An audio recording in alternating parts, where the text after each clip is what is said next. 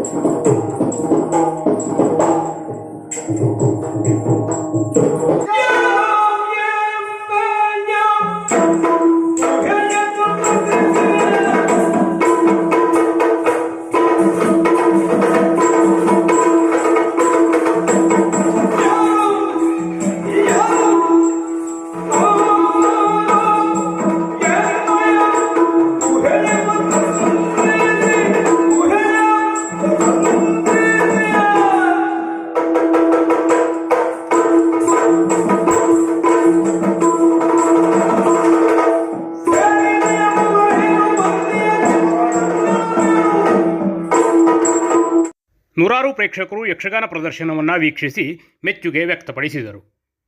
ವರದಿ ಜಿ.ಎನ್. ಭಟ್ ತಟ್ಟಿಗದ್ದೆ, ಈ Yellapur digital news, Yellapur. ವೈವಿಧ್ಯಮಯ ಸುದ್ದಿಗಳ ದೃಶ್ಯಾವಳಿಗಳ ವೀಕ್ಷಣೆಗಳಿಗಾಗಿ ಈ Yellapur digital news YouTube channel subscribe ಮಾಡಿ. ಸುದ್ದಿ, ಜಾಹೀರಾತು, ಪ್ರಕಟಣೆ ಹಾಗೂ ಪ್ರಚಾರಕ್ಕಾಗಿ ನಮ್ಮನ್ನು ಸಂಪರ್ಕಿಸಿ.